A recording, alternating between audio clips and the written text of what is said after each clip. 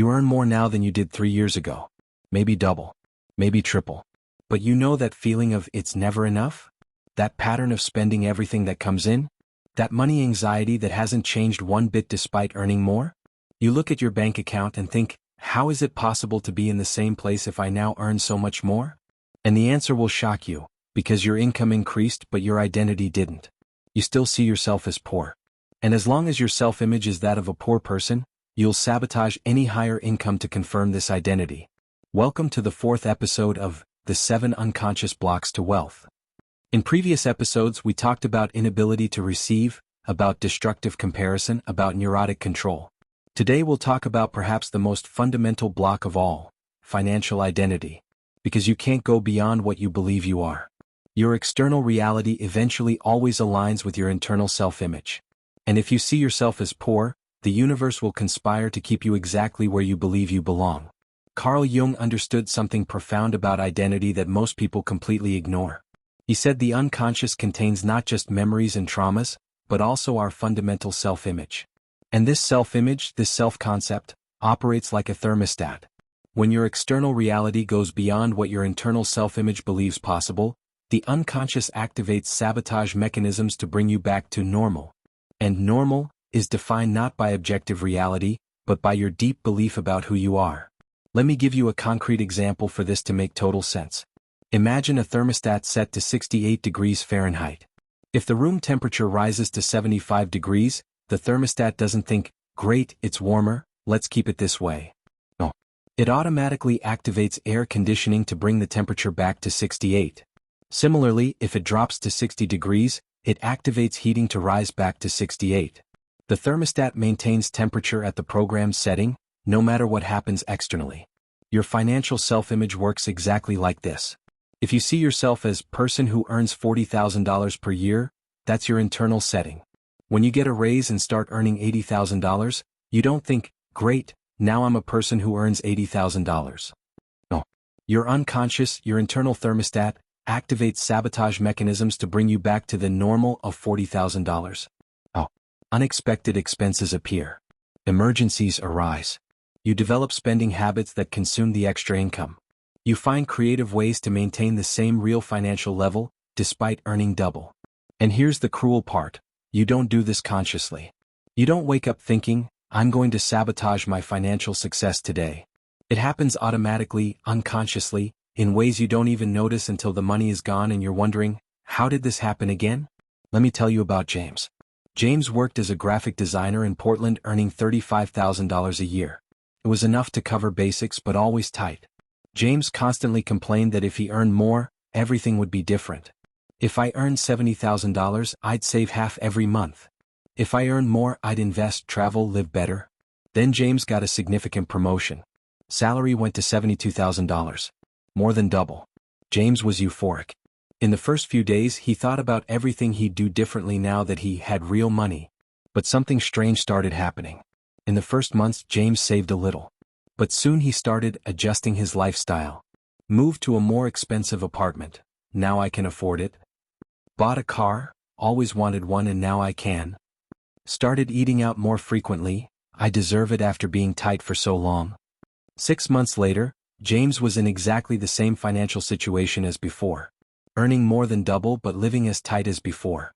Hadn't saved almost anything. Emergencies consumed any extra.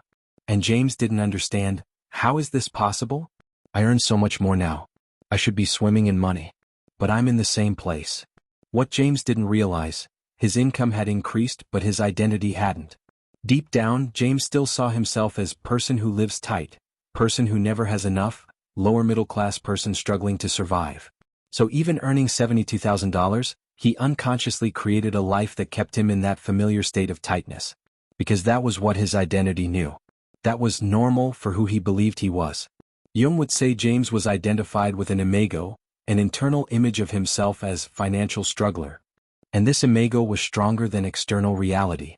His psyche sabotaged any attempt to go beyond this image because going beyond would threaten identity itself. And the psyche, above all, seeks to maintain identity consistency, even if that identity is limiting. Now let's talk about where this financial identity is formed. almost always comes from childhood, from the messages you absorbed about money, about your family, about people like us. If you grew up hearing money doesn't grow on trees, rich people are dishonest, we're simple people, we're not the type that gets rich, you absorb this deeply. Not just as conscious ideas but as part of who you believe you are. And here's something crucial, these messages don't need to be explicit. Sometimes they're more about what wasn't said.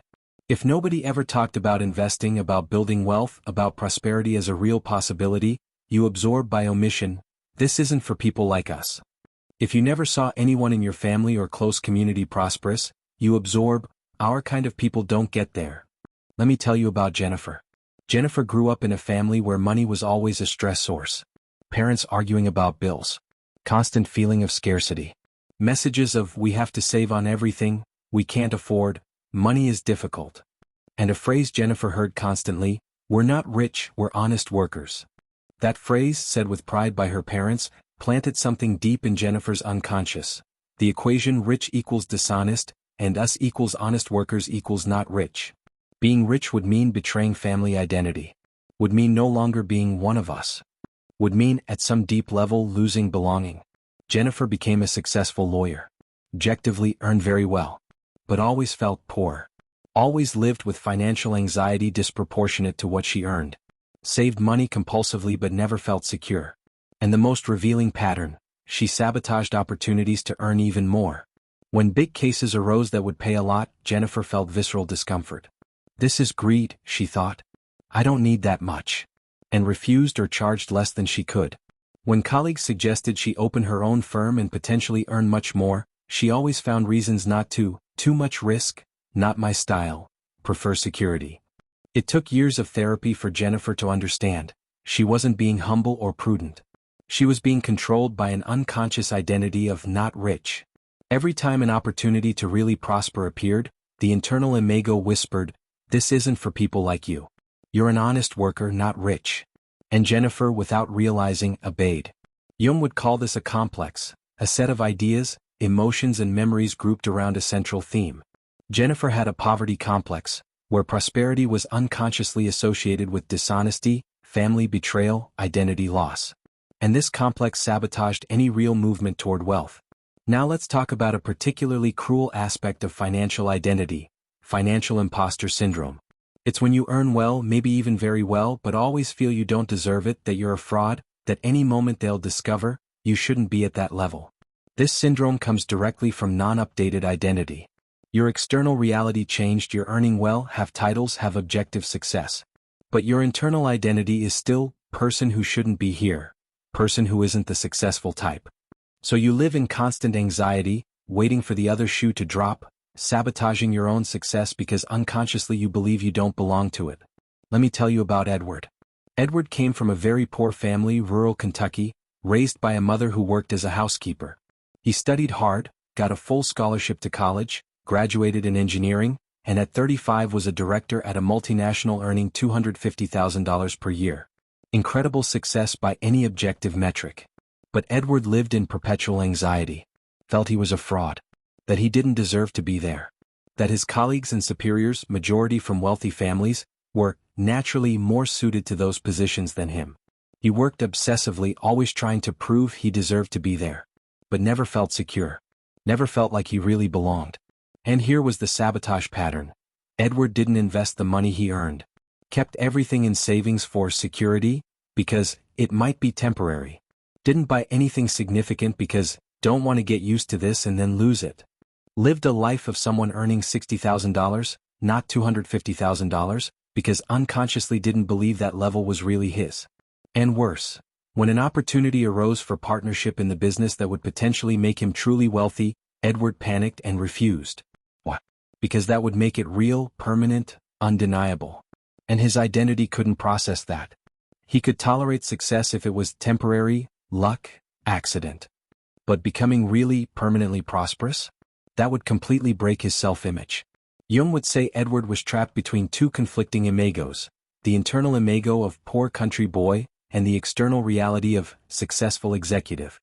And the unconscious, trying to maintain coherence, created constant anxiety and subtle sabotage to try to resolve the conflict. usually pulling external reality back to align with internal imago. Now let's talk about something even deeper: unconscious loyalty to economic class of origin.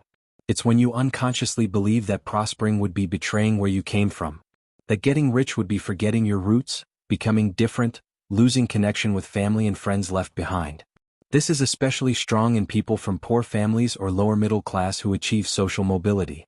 There's unconscious guilt for doing better than parents, siblings, childhood friends.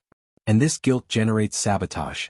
You unconsciously keep yourself at a level close enough to what your family knows to not lose belonging. Let me tell you about Sarah. Sarah grew up in an inner-city community, very poor family, but with obvious academic potential. Got scholarships, studied medicine, became a surgeon. Objectively had potential to earn very well. But Sarah had strange patterns. She charged less than colleagues with same specialization. Accepted insurance that paid poorly, to help those who can't afford private. Worked too much for too little. And when doctor friends suggested she focus on more lucrative procedures or open a high-end private practice, Sarah refused. "That's not who I am," she said. "Don't want to be a rich people's doctor." But underneath there was something deeper. Sarah felt that if she really prospered, if she really earned what she could earn, she'd become different from her family. When visiting her mother in the community, she already felt certain uncomfortable distancing. She got really rich? How would she connect? How wouldn't she be seen as the one who forgot where she came from?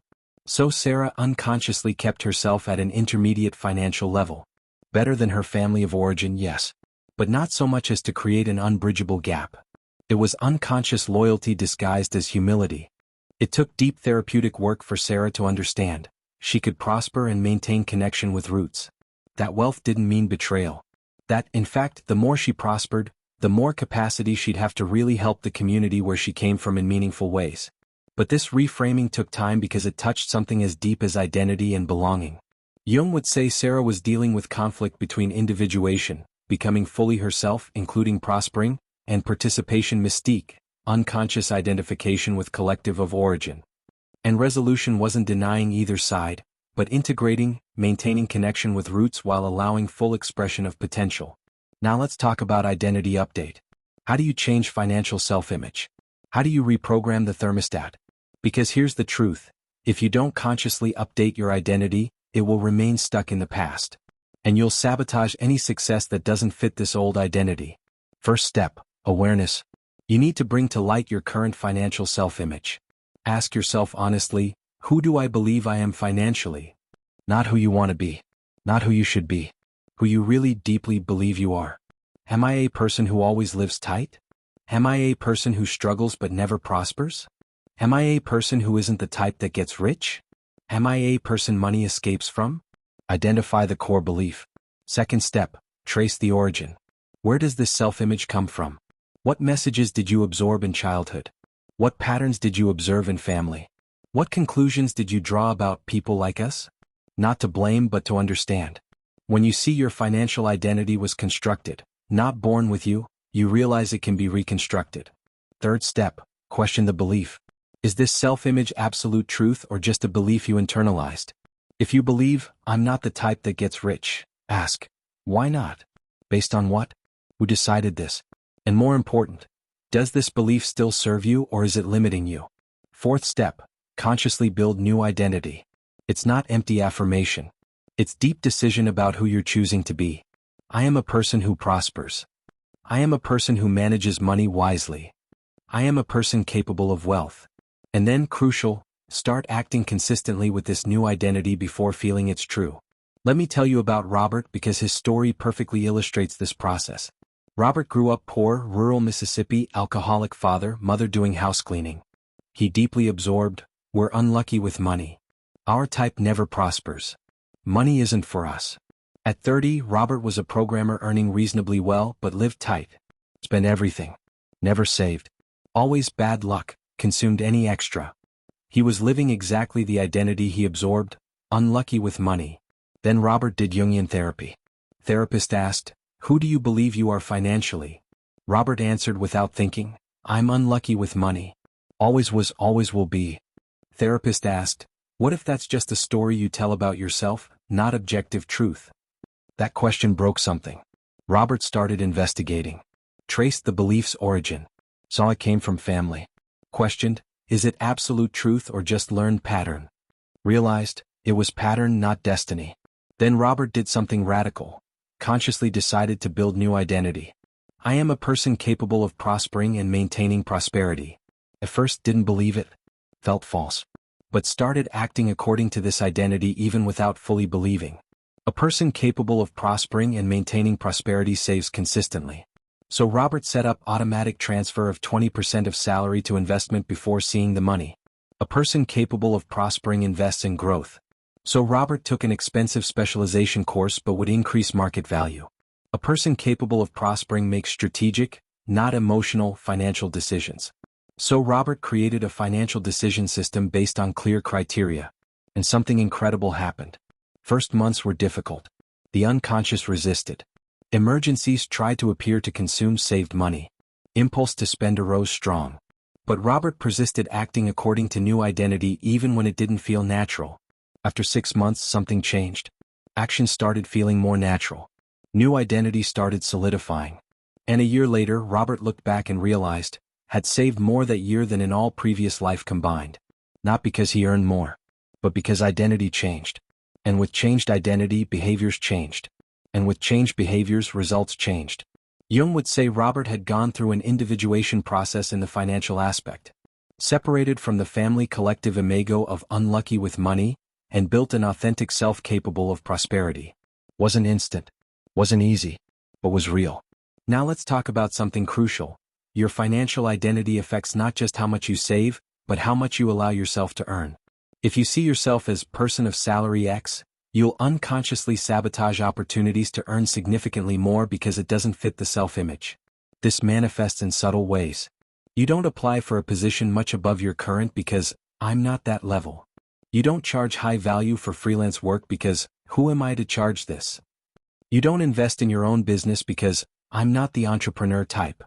Each of these decisions isn't based on objective reality. It's based on limiting self-image. Let me tell you about Susan. Susan was a freelance translator, very talented, worked with international clients. But charged 30 cents per word when market paid 80 cents or more for her quality. What? When questioned, Susan said, don't want to be too expensive. Afraid of losing clients? I'm not that good. But the deep truth, Susan didn't see herself as high-value professional. Came from a poor family, always was the one who charges cheap to get work. That was her identity. So even being objectively excellent, she couldn't charge high because it didn't fit self-image. A mentor asked, if you were a person who deserves to charge premium value for premium work, how would you behave? Susan answered, would charge at least 70 cents per word, would accept only quality projects, would have client selection criteria. Mentor said, so do that. Act as if you were that person. Not when you believe you are. Now. Susan was terrified. But I'll lose all clients. Mentor responded, maybe. Or maybe you'll discover your self-image was wrong and you always were a premium professional, just not allowing yourself to act as such. Susan, trembling, raised rates to 70 cents and sent to existing clients. Expected all to refuse. But majority accepted without questioning. Some complained and left, but were exactly the problematic clients who didn't value her work. And new better clients started appearing, attracted by premium positioning. 6 months later, Susan earned double, working fewer hours with better clients. What changed? Just identity. She decided to be premium professional, and acted accordingly. And reality adjusted to match new identity. Jung would say Susan had updated self-concept and synchronicity responded. When you change internally, the external eventually aligns. But has to start with identity, not with circumstances. Now, something important about identity transition. It will feel false at first.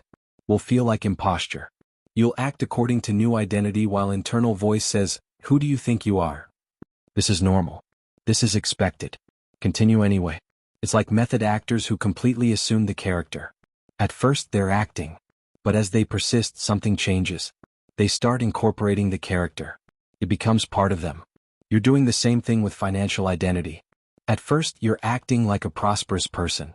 But as you persist, you become a prosperous person. Acting becomes authenticity. Let me give you a powerful practical exercise. Next version of you. Imagine yourself 1 year from now having prospered significantly. Not impossible fantasy. Realistic but evolved version of you. Now ask, how does this version of me think about money? How does she see herself financially? How does she make decisions? How does she act? Write this in detail. And then here's the secret. Start making decisions today as if you were already that person. Not when I get there. No. Because you don't get there and then become that person. You become that person and then get there. Identity first. Circumstances after. If this video is resonating, if you recognize yourself stuck in old financial identity, I need you to do something. First, leave your like because this helps more people find this transformative message. Second, in comments, answer honestly, who do I believe I am financially? Just complete the sentence. I am a person who. Bringing to consciousness is first step to changing. And third, subscribe to the channel because this is the 4th episode of The 7 Unconscious Blocks to Wealth. We've talked about inability to receive, comparison, control, and today about identity. Next week, episode 5 will reveal the 7 specific unconscious habits that keep you poor no matter how much you earn. But until then, practice. Practice awareness of your current self-image. Practice questioning whether it's truth or just learned belief. Practice acting according to the identity you want to have, not the identity you had. Practice seeing yourself as a person capable of prosperity, even if you don't yet feel it's true. Because here's the truth Jung spent his life teaching. You are not your circumstances. You are not your past. You are not limited by where you came from or what you absorbed. You have the capacity to consciously rebuild identity. And when you do that, when you update self-image, external reality eventually adjusts to match. You don't get rich because you still see yourself as poor. Not because it's true. But because self-image controls behavior. Behavior creates results. Results reinforce self-image. It's a cycle. And the only way to break the cycle is to intervene in self-image. Change who you believe you are. And watch your reality change to reflect new truth. Your income can increase 100 times. But if your identity doesn't change, you'll find ways to sabotage, spend, lose until you're back where self-image says you belong. But when you update identity, when you genuinely see yourself as prosperous, capable, deserving person, your behavior changes automatically. And real, sustainable prosperity finally becomes possible. Not because you forced it, but because you became a person for whom prosperity is natural. Update your identity. Your reality is waiting. If this resonated with you, subscribe to the Shadow Dialogue and hit that like button. Your transformation starts with one click. See you in the next video.